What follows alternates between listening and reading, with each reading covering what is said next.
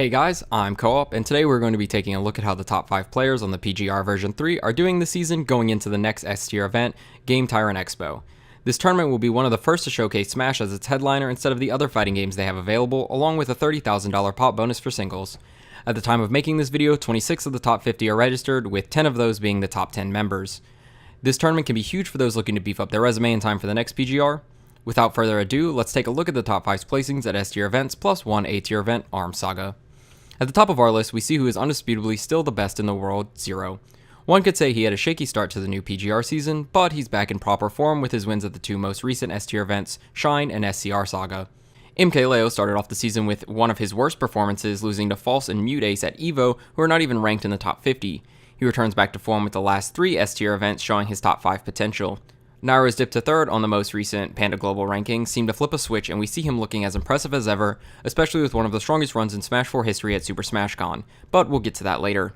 He's actually the only person to place in top 8 of every S and A tier event he has attended. The Buzz showed dominance at the start of the season with a first place finish with 2 sets over 0 at Arms Saga, but his placings continued to dip downward to his worst placing, 33rd at Super Smash Con. With his absence to the past 2 S tier events, his performance at GTX will be one to follow to see how he has been keeping up. Lastly, we take a look at Ally's fall from grace. With a lackluster finish last season, Ally has his worst tournament placing at the first S-tier event of the season, losing to Chansu and MVD at EVO. He secured himself a top 8 this season with his 5th place at Shine, but GTX will be a make or break time for Ally, as this will be another prime opportunity to secure some crucial wins for himself. Next up, let's compare everyone's best showings this season. Zero's best run is arguably PAX Arena. I want to mention his loser's run at Westside Saga was almost as impressive and surely the hardest for a Diddy Kong player, but it didn't add any top 10 wins to his resume, so we're going to be discussing PAX Arena. At this event, he shows dominance over Nairo after falling to him at Super Smash Con, a win on the newly arisen Salem, along with clean wins on other top 15 members. Sadly, MKLeo does not have any first place finishes at S or A tier events, but his run at SCR Saga is still incredible. Sporting wins over 2 of the 3 best Bayonettas, alongside strong wins on Ally, Larry, and Tweak. This shows MKLeo might not always perform his best, but when he does, he is still a top 3 threat. With what many agree to be the most impressive run in all of Smash 4 history, Nairo falls in pools to Rede, only to destroy the dreams of many top 15 players in the losers bracket of Super Smash Con. Running through the likes of Void, Tweak, Mr. R, and Komuro Kiri, Nairo sets himself up to deal with 2 of the strongest players in the game. After beating MKLeo in losers finals, he has to face off against the strongest opponent in Smash 4, Zero, who sits in winner's side of Grands. Using ZSS and Bowser, he completes the historic run with a gold medal finish.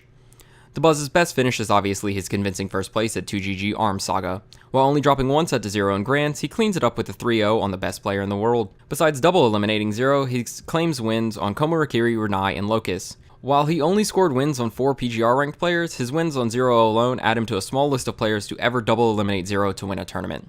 Ally picks up his best performance just under halfway through the season at PAX Arena. With only losing to Zero in pools, he claims wins on Void, Tweak, and Larry. Once they move into the 10-person bracket, Ally collects a win on Anti before dropping to Nairo, gets another set on Void before being eliminated by Salem in a close 3-2 loss. Now that we've covered their placings and best showings, lastly let's take a look at top 5 stats versus the entirety of the top 50. Zero's numbers speak for themselves, as we rarely see him lose to anyone outside of the top 20, and those losses to Samsora and Shuton are soon covered by him beating them at their next encounter. He sports the highest win rate at 80%. MKLeo's inconsistency is evident in his losing record against the top 10 and 20. While he still holds a positive record, he will have to work harder to maintain his number 2 ranking. Nairo has the next highest win rate at 73%, with no losses to anyone between 21 and 50 on the rankings, even though he does have his loss to Rede, who is not ranked. Next up, Dabuzz's lack of attendance shows with only 17 matches against other top 50 members. Regardless, he's one of the 2 players who can attest to have a positive record on number 1 ranked Zero, the only other player being Salem. It's interesting to have such a dominant record on the top 10, but for players between 11 and 20, he only has a 25% win rate. Attendance is what seemed to be hurting Buzz, as he isn't having a lot of wins to beef up his resume like we see in Zero and Nairo have when it comes to the top 20. And to round us out, Ally has the worst record against ranked players at 36% win rate, along with losses to non-ranked players like Chansu. GTX is going to be crucial for Ally and Buzz to secure the wins they need to hold their spots within the top 5. Will we see placings outside of the top 32 for either of them, or even MKLeo? Can Nairo show he has the ability to tap into his full potential and take another tournament over Zero? Or will it come down to what we all are used to seeing, Zero's utter dominance over the competition? Whatever your opinion is or whoever you're rooting for, GTX is going to be an event that will keep you glued to your computer seeing who's going to take home the $300,000 pop bonus. Thanks for watching guys, and I'll see y'all in the next video.